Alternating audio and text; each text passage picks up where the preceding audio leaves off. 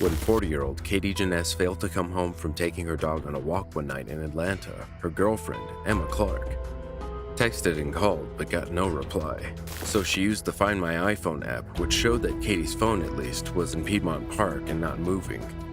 Knowing that something must be wrong, Emma drove the usual routes that her partner would take, but there was no sign of them, and her location on the app hadn't moved. Growing even more concerned, Emma headed to the park. When she arrived, she saw their 3-year-old pit bull lying lifeless on the ground. And then, not far away, she made the even more devastating discovery of Katie's mutilated body. Emma checked for a pulse but couldn't find one. She fled the horrific scene, and at 1:11 a.m. on July 29, 2021, she made the following call to 911. Atlanta 911, operator 7959. What's the address to your emergency? Sir, I'm at the entrance of Piedmont Park. I just was searching for my girlfriend's purse because I couldn't find her. She's dead. She's here at Piedmont Park. Please help. You said somebody's dead at Piedmont Park? Yes, sir. Please send help. Please. All right, yes, ma'am. I'm going to send help to you. Oh, my God. Oh, my God. Where's she at in the park? She's right near the entrance. Like, I don't know how to explain it to you. Did you just see that? That's my girlfriend. What? Yes. All right, hold. Please. Oh my God, dude. She's like, she's dead. Like, it's so. All right, I'm about to call Grady, okay? Please. Yes, ma'am. Are you still on the line? Okay, I guess she must have disconnected. She said, Atlanta Police Department arrived at the park's 10th Street entrance and secured the scene. Janness had been brutally murdered, and the crime scene was described as gruesome and hard to stomach. Officers searched the park and retrieved surveillance footage from neighboring businesses. There were increased patrols in the area the next day, but searches and inquiries led nowhere. Katie Janness had been in a relationship with Emma Clark for 6 years, and the couple considered themselves married. In grief, Clark posted online saying, "Today I lost the love of my life and my baby boy.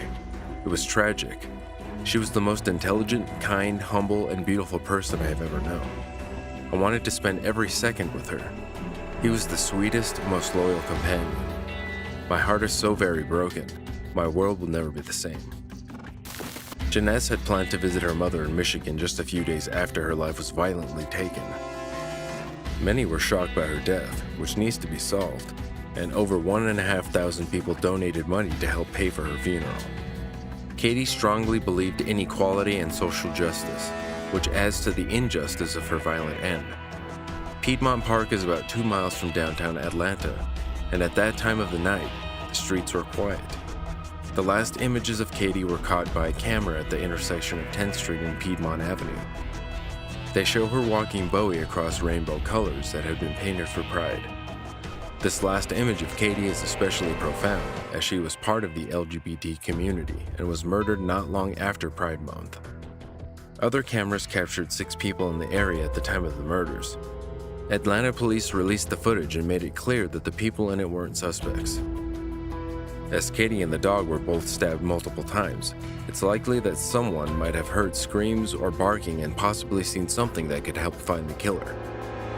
On Sunday, August 1st, friends, family, and members of the public gathered in Piedmont Park to hold a vigil for the woman, who her partner's father described as the most kind, gentle person in the world, and her loyal dog who died protecting her.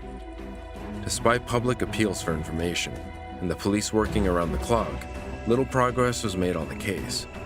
In an August 3rd press conference, Atlanta Police Chief Bryant revealed that he had requested the assistance of the FBI, who can provide resources they don't have. The conference had been planned to focus on the pandemic and the COVID crime wave that had arisen in the city, but questions were asked about the unsolved murder. Police chiefs and the city's mayor expressed concerns about rumors that might hinder the investigation. Chief Bryant told the public, "We need to make sure that the information going out to the public is accurate," adding that the police didn't need the distraction of misinformation. Mayor Lance Bottoms said that there was no evidence to support the rumors of a serial killer or that the murder was a hate crime. Crime Stoppers Atlanta announced a $10,000 reward, and police again asked for the public's assistance. Atlanta police are determined to bring the murder to justice, and anyone with information on the case is asked to contact them or Crime Stoppers.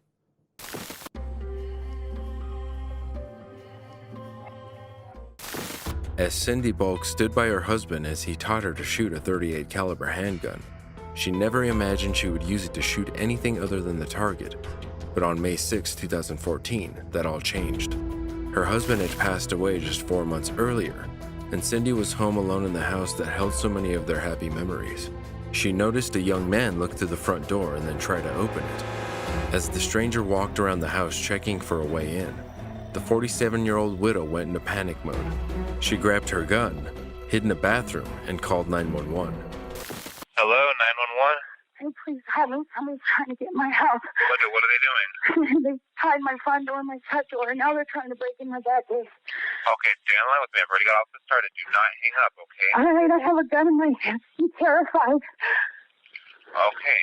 I've got officers already on the way. I'm going to keep you on the phone until the officers get there, okay? You said that they're trying the back gate now? I think they're in the back now. Okay, so first the front door. Somebody's in the back and on my porch. Someone's on your porch? Please hurry, please. Ma'am, they're coming out there as fast as they can. Can you see anybody? I'm not asking you to look, but did you see anyone? Like, are there any open windows? Somebody's banging on my Arcadia door. Okay, are you expecting anybody? No. Okay. There's no vehicles out front of my driveway. There's no somebody walking around my back porch. Yeah, like I said, I'm going to keep you on the phone until the officers get there, okay? Do not hang up. We have got a lot of officers coming out there. It just broke in. It just broke? Yeah, they broke my Arcadia door. Okay, yeah, I've got them coming out there. They're coming out as fast as they can. Have you heard any voices? No, they're coming in right now, though. Okay, tell me if you see them. Tell me what they look like, how many of them are, whether they're men, women. I just saw one. Just saw one? Okay, did you see a person, or did you see, like, the shadow of a person? Green hoodie. They're coming in right now, please, please, please. Yeah, they're coming out as fast as they can. I promise you, they're coming out there as fast as they can. I've got a lot of officers responding. And as everything you're telling me, I'm typing, and the dispatcher's giving it to them immediately. They're getting all this information. They're breaking out my window. Are you in your bedroom, or? I'm in my bathroom. Okay, yeah, they're coming out as fast as they can. I've got a lot of officers responding. Is there an alley behind your house? Yes. You back up to the canal, right? Yes. Okay. Yeah, you don't need to answer anything. I'm gonna stay on the line with you, okay? Now. What was that? What was that? What was that? What did you do? What happened? What did you do? Did you do? You just beat me up and shit that guy. What you tell me right now for? Oh no. I shot him. You shot him? Yeah. Oh my God. Okay, I've got everybody coming out for help, okay? Please hurry. Don't get up, I'll shoot you again. Okay, where did you shoot him? Ma'am, where did you shoot him at? In my house, he's in my bathroom. No, where in his body?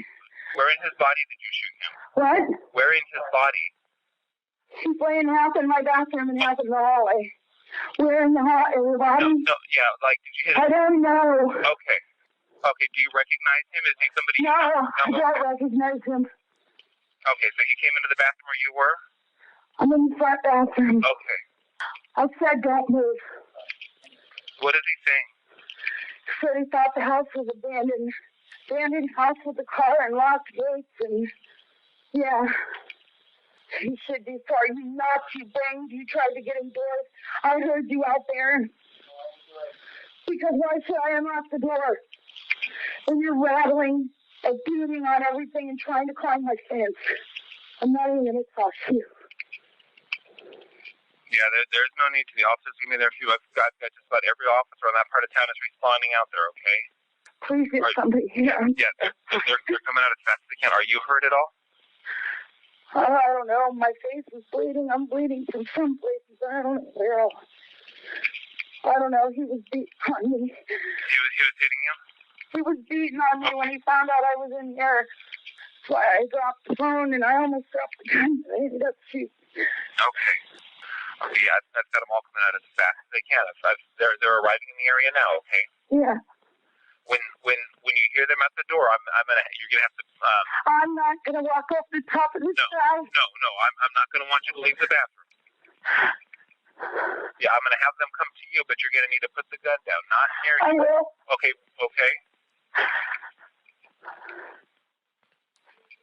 I'm here.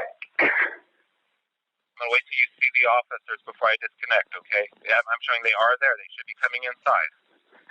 Oh, okay. Okay. Come on back. I put the gun down. Okay, I'm gonna let you go now. Okay. Okay. All right. Bye-bye. The intruder was allegedly high on meth. A history of schizophrenia was mentioned during the trial, and had been homeless since his mother threw him out. He jumped over a wall and used a garden tool to break through the sliding glass door.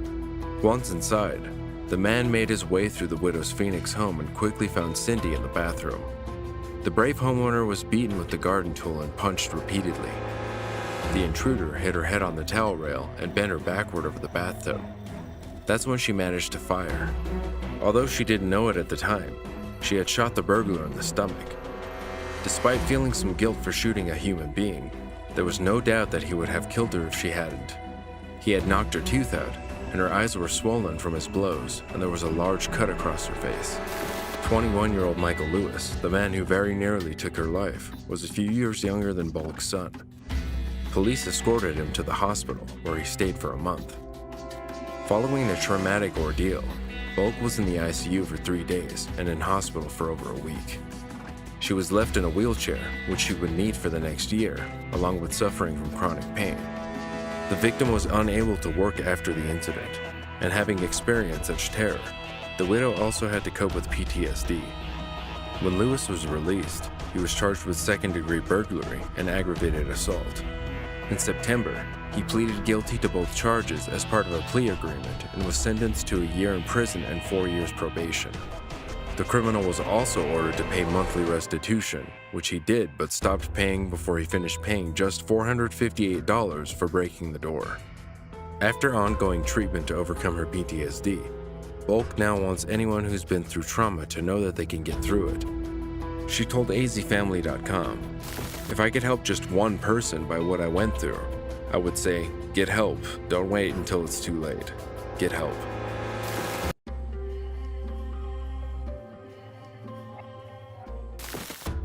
In the early hours of Tuesday, March 10, 2009, former substance abuse counselor Nikki Kane woke up to her real-life nightmare in her second-floor apartment in Tulsa, Oklahoma. With no regard for anyone around him, one of her neighbors had been using his first-floor unit as a makeshift meth lab. It was a ticking time bomb, and it had gone off around 4 a.m. that morning when a fire broke out. With the flames below and deadly smoke filling her home, there was no way out. Kane's only hope was being rescued. 911 dispatcher Jeff Pestell answered the call. Fire department? Yes, 5123 South North Park. My apartment is on fire. I can't get out. Okay, stay on the line with me. Don't hang up. Oh, What please, apartment number are you in? 209. Okay, we've got the firemen on scene. We're trying to get them to you. What room are you in? Stay on the line. 209. I know that. What room of your apartment? Bedroom, kitchen? My bedroom. I'm scared. Are you by yourself? Yes, ma'am. Yes, sir. Help me. Are you on the second floor, man? Yes, sir. Yes, sir. Okay, stay on the phone. Don't hang up. We're getting them there as fast as we can. I'm scared. It's smoky. I know. Can you get on the floor for me? Okay. Get on the floor. Okay? Yes, Stay on the floor. Is your Yeah. bedroom door shut? My bedroom door's shut. Okay, I need you to I crack. can't. Are you at the bedroom door? Are you at the bedroom door? Yes, sir. I'm on the floor. Okay, feel it. Is it hot? Yes. Okay, don't open it. Yes, sir. The Don't door open is the bedroom locked. door. You hear me? Yes. Okay. I can hear you. Get as far away from the bedroom door as you can. Yes, sir. Please Okay? Get a hurry. blanket and put it around yourself. I'm scared. I know, man. We're on the way, honey. Be all right. We'll get you. Oh, please Stay hurry. with me. Are you on the floor? Yes, You sir. got a blanket with you? Yes, sir. Okay. Can you put that blanket? How many blankets do you have? One or two? It's one. Okay. I pulled the whole thing down. Okay. Oh, You just God, have one. I can't breathe. I know, honey. Stay on the ground. I want you to eat carpet. Stay on the ground. You understand me? Lay with your face touching the carpet. Yes, sir. Yes, sir. Do you have a window in your bedroom? Yes, sir. Do you know if you're on the north, south, east, or west side of it? No. Please come get me. Please. We are, honey. Stay there. I'm not leaving you. You stay on the phone as long as I'm on the phone. You understand me? You understand me? Yes, sir. Stay on the phone. Stay on the phone. Oh, God. We're coming up breathe. here, okay? Stay on the ground. Is your face on the carpet? Yes, Take sir. that blanket and put it on your mouth so you can breathe better. That blanket over your mouth like a mask, okay? Yes, sir. Stay on the floor for me, okay? Yes, sir. Calm down. Try to breathe slower. It'll help out a lot, okay? Okay. Okay. You're all right. I got you. Yeah, I got you. Sure. I got you. Just slow down. Stay right where you're at. I'm so scared. I know, honey. I'm not leaving you. I'm not leaving you. It's so smoky. I know. Just stay with me. Okay. You're all right. You're going to be fine. We're coming in right now. We'll be right there. Okay. Okay? Thank you. Stay with me. Thank you. Dear God. Are you okay? Can you see? Do you have the lights on? No. Okay. Stay on the floor. Keep your face on the carpet. I can't breathe. I know, honey. Keep that blanket over your mouth and nose, okay? Yes, sir. Keep that blanket over your mouth and nose and breathe through the blanket, okay? We were on the way. We're going to get you. It's coming to get you. Please come get me. It's hurting. Hey, just stay there, man. You're going to make it. You're going to be all right.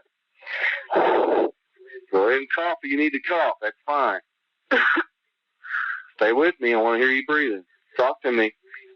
What's your name? Nikki. Huh? I can't talk. What's your name?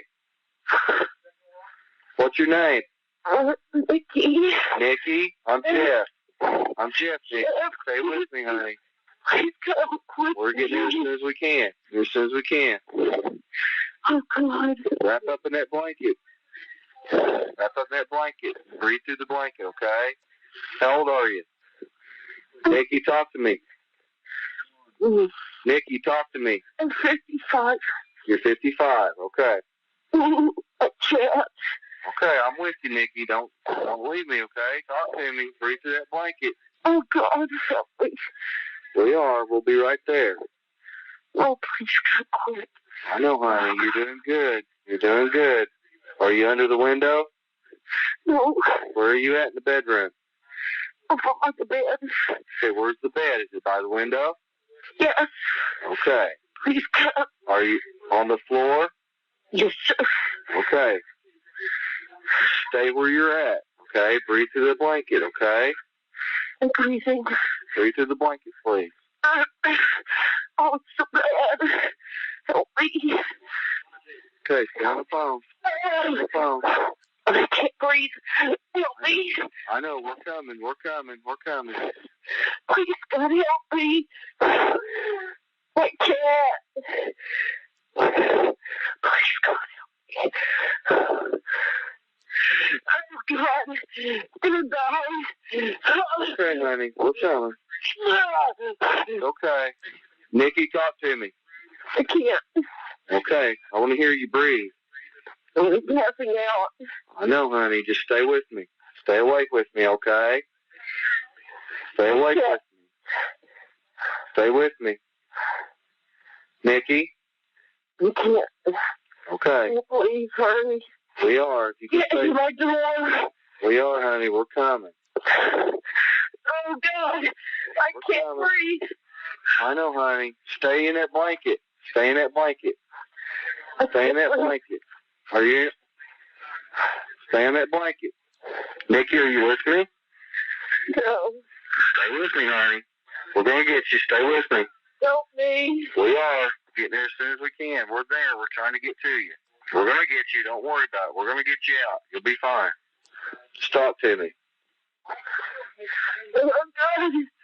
Talk to me. Help me. Stay on the phone with me. Are you breathing through the blanket for me, or are you on the ground? Okay, stay there. Are you throwing up? Spit it out. Nikki, stay with me, honey. Nikki, don't hang up the phone. Stay with me. Stay with me. Nikki, stay with me, honey. Can you talk to me?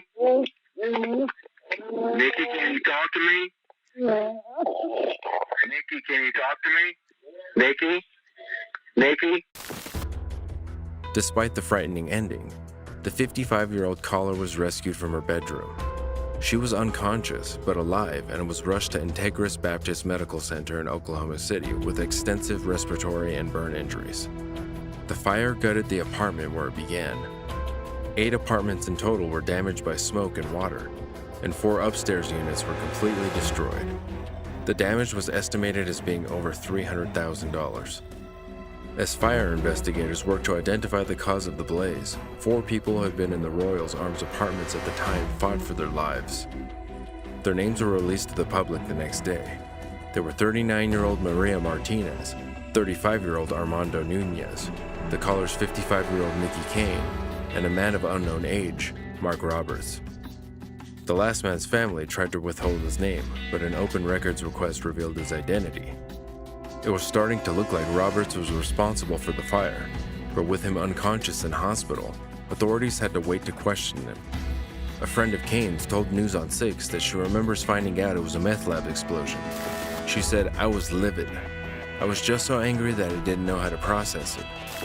During the night after the fire, Armando Nunez lost his battle and died from his injuries. His friend, Maria Martinez, had been visiting him at the time of the fire, and tragically, on March 27, her family was left heartbroken when she died. Nikki Kane's breathing ventilator was removed after around 10 days, and she was able to breathe unassisted, but she remained unconscious and had brain damage from smoke inhalation. After weeks in a coma, the suspected accidental arsonist came around and was interviewed. He told the investigator that he hadn't been cooking food, and he didn't smoke. However, he had 3 prior felony drug convictions and would face a minimum of 21 years if convicted again. The investigation into the fatal fire concluded that it had been started by Roberts' illegal and hazardous activity of cooking meth. The suspect appeared in court and was formally charged with 2 counts of murder, 1 count of arson, and 1 count of making the narcotic. Photographs were shown to the Tulsa County jury at trial, and the fire investigator talked them through his expert opinion. After 9 days, the jury decided Roberts was guilty of producing meth but found him not guilty of arson and 2 counts of murder. They did, however, recommend a life sentence for making the drugs. The judge agreed with this, and on January 2012, sentenced Robert to life behind bars and ordered him to pay a $50,000 fine. The felon's defense attorney said an appeal would be made based on what he believed was a shoddy investigation.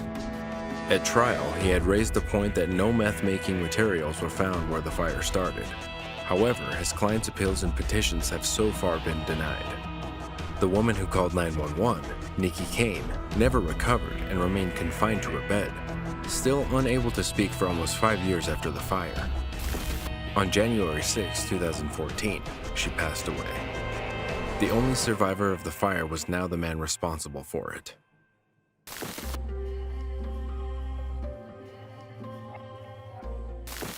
In October 2016, 12-year-old Oscar McFarland proved himself impressively capable in an emergency.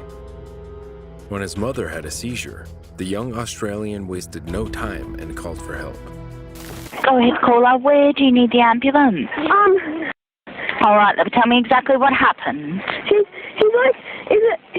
just fell down and she's having like bubbles is coming out of her mouth and all that. All right, and now I need you to try and stay calm for me and describe exactly what you can see. What do you mean by bubbles coming out of the mouth? It's like dribble. Dribble? Okay, exactly what is she doing at the moment? She just lied down because she was looking up at the sky for some reason, then she just fell backwards. All right, we'll get some help organised. Now, when you say she fell backwards after she was looking at the sky, has she fainted or nearly fainted, has she? I think she fainted or something. I think she had a seizure because in her younger years, she's had like 2 seizures. Okay, did she shake or twitch or jerk? Yeah, after she did that, when she fell down, she was like shaking. All right, you're doing such a good job there. I'm going to run through some questions with you. How old is your mum? She's 47. 46. 46. That's all right, just roughly is fine. Is she awake? Pardon? Just look at your mum now. Is she awake? I'm not sure. Okay, just look at her and see. Do you think she's awake at all? I'm not sure. Okay, is she breathing? Yes, she is. Good, good. All right, love. Okay, have a look at her. Is she breathing right now? Yes, she's breathing. Good, good. We're going to test that breathing. I've already got the paramedics on the way for her, but we're going to measure her breathing. Okay, how long are you going to be until you get here? They're coming as quickly as they can. I'm not in the ambulance. I'm going to stay on the line a bit longer, but now that she's stopped fitting and we've made sure she's breathing, I want you to gently turn her on her side for me, okay? Turn her on the side? Yeah, that's it. Do that for me now. Let me know when you've done that. Guys, we've got to have her turn her onto the side. Well, turn onto the side. I was going to turn up onto the side. Okay, I'm doing it right now because my friend's here. Oh, good, good. You guys are doing such a good job there. She's on her side now. Good, good. So I'm going to... She's awake. She's awake? Mum. Okay, you reassure her? No, she's awake. Something happened to you. It's fine. Yeah, you let her know that the ambulance is going to come and check her out. Mum, be calm. Mum, she might be a bit confused, sweetheart, so just try and stay calm with her. Right. I got you on the ambulance, okay? Mum? Okay. Just let her know we're going to come and check her out. She's all right. She's safe. The ambulance is on the way, okay? Because they're just going to check you, okay? The ambulance. The medical station. What do I just wait now? Yeah, we're going to wait for the crew. Okay, how old are you, mate? I'm 12. You're doing such a good job. Lucy, go and call Karen, okay? So it sounds like you got your sister there as well, have you? And my friend, yeah. And your friend. How old's your sister and your friend? My sister is, about 9. She's 9. Oh, okay. And, yeah, my friend is here. Now, it sounds like you've all done a really good job for your mum there. Yeah. You keep talking to her, okay? I'll just be here on the line. Okay? Don't talk. Okay? Just be calm, okay? Just relax, Mum. Nah. Okay? Are you still there?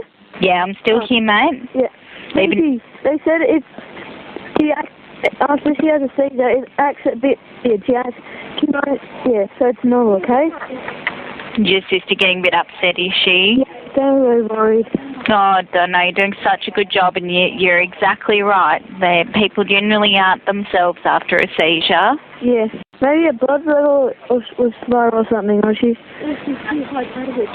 dehydrated or something. Yeah, maybe. The crew will check her out and see what's going on. You've done everything you need to. You've done exactly the right thing to help your mum there. Yes. Okay? I'm on the phone. Relax. Just stay there, Mum. Don't move, okay? Just tell her again that the ambulance are on the way to help her, that she's all right. We're looking after her. Is it okay? Just stay there. Jody, stay there. It's just the ambulance. You have something wrong with you. When the mom of 2 came around during the call, Oscar and his 9-year-old sister continued to handle the situation better than many adults would have. It's almost easy to forget their young age as Oscar communicated with the dispatcher and both siblings comforted their mother. The pair had an excellent bedside manner and would be naturals if they ever went into medicine. At just 12 years old, Oscar was even able to suggest 2 very reasonable theories of what might have caused his mom's fit. The 46-year-old recovered from her seizure and traveled to Melbourne with her son when he was chosen to be recognized as one of the state's 29 Junior 000 heroes that year.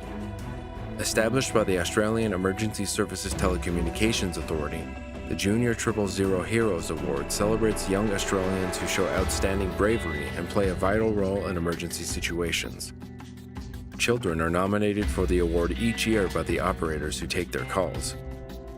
The ceremony highlights the importance of children knowing when and how to call 000. At the award ceremony in June, the Australian rules football fan was presented his award by the Minister for Emergency Services, Jane Garrett, and Australian stand-up comedian Dave Hughes in Melbourne. He also met Marissa Ryan, the 000 operator who had answered his call and nominated him for the award. The Emergency Services Minister said, "Victoria's brave junior 000 heroes remain remarkably cool, calm, and collected in emergencies that would have rattled most adults."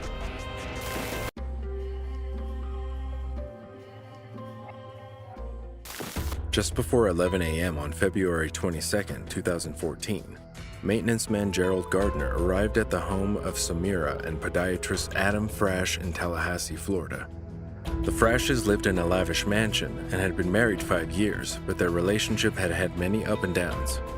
The maintenance man had his 14-year-old son with him, and together they walked to the back of the house. Strangely, the owner's Bichon Frise dog was running around by the pool. Then Gerald realized why. Samira Frash was in the pool, and it was clear that she was dead. Her body had sunk to the bottom of the deep end, and her leopard print robe was floating open, showing that she was naked underneath. At 11:02 a.m., Gerald contacted 911. 911, what's the address of the emergency? Can I get an officer out here and go to the at 83 Center for him in this drive? There's a lady laying in the pool in her backyard in her pool. She's dead. Okay. All right. Is she laying in the pool? Yes, ma'am. I don't know what happened. I just got here to do some work before I talked to her yesterday. And I'm at 8374 in this right now. What's the phone number you're calling from? Somewhere else. Okay. I've got somebody coming, but I need you to answer some questions while they're on their way, okay? Yes, ma'am. Are you with the patient now? Ma'am, I don't know. She got some kids. I don't know where the kids are. I don't know nothing. I just put up and I just walked back there in the pool area. She was laying in the pool. Okay. Are you with the patient now? No, ma'am. Yes, ma'am. I'm sitting here looking at her. She's at the bottom of the pool. She's in the water? She's still in the water? She's still in the water. I guess. Do you know how old she is? No, ma'am. Just approximately? Well, I think she's about 30-something. Okay. Is she awake? No, ma'am. She's dead. Okay. Well, I just have to ask these questions, okay? Just stay with me. Oh, man. Is there any way you can jump in and get her? Ma'am? Is there any way you can jump in and get her? I probably can. But I prefer the officer to be here before I touch, because I don't know how long she's been in there. Okay. All right, sir. You don't want, nobody wants to jump in and try and get her out? Well, ma'am, she's been in there. I don't know how long she completely gone. And I want y'all to come take pictures of it before I take her out. Okay. All right, sir. How many people are there with you? Just me and my son. Nobody else. Just me and my son here. Okay. All right. And where are her kids? You said she I don't know, ma'am. Somebody had to kill her. All right. Well, we've got somebody around out there waiting. Okay. I just need you to stay right there. Just stay in the front yard, okay? All right. Thank you. When first responders arrived, a firefighter pulled the woman's body from the water. The maintenance man was sure she was dead and hadn't moved her himself in fear of contaminating the scene with his DNA. Her fingertips didn't look like she had been in the water that long. EMS administered CPR for 45 minutes, but it was too late. The 38-year-old was pronounced dead at the scene. Frash's sandals were floating in the shallow end, and one was caught in the pool ladder. A large bruise on the right side of her forehead could have been caused by an accidental fall or something more sinister. The man who discovered her body was sure it had been no accident, telling police he killed her, he did it. The autopsy revealed that 38-year-old Samira died from drowning and blunt force trauma to the head, which had left a skull fracture. The medical examiner ruled the death a homicide, but couldn't give an exact time of death. They believed the deceased's injuries were caused by a trip and fall or a single blow with a fist. The medical examiner thought that Samira had been alive when she entered the pool, but wasn't conscious due to her head injuries and drowned. The maintenance man was quickly cleared as a suspect, and police traced his number one suspect, the victim's husband, to his Panama City Beach home. When they delivered the news of his wife's sudden death, the podiatrist said he already knew. A friend had called and given him the news earlier, but didn't know how his wife had died. Heard one of the children ask why their daddy was crying. When police caught up with Frash in person, they questioned a recent-looking scratch under his eye. He explained it had been one of the children. He spoke to the police as if he didn't know his wife had ended up dead in the pool and suggested that she might have tripped while chasing their dog Bella. The police heard how Frash had recently separated from Samira, his third wife, but that he was with her the night before she died, and that she had drunk 2 bottles of champagne that night.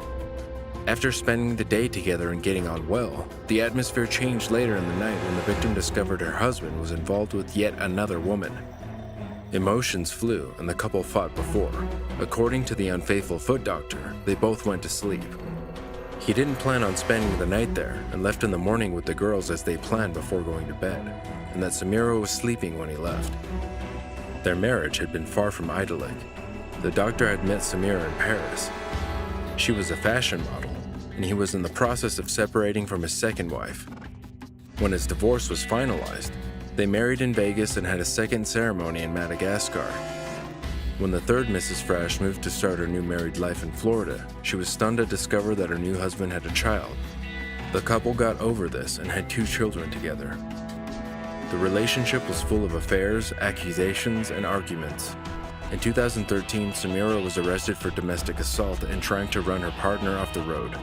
The charges against her were dropped. A month later, Samira filed for divorce, and in December 2013, she was granted sole temporary custody of their children.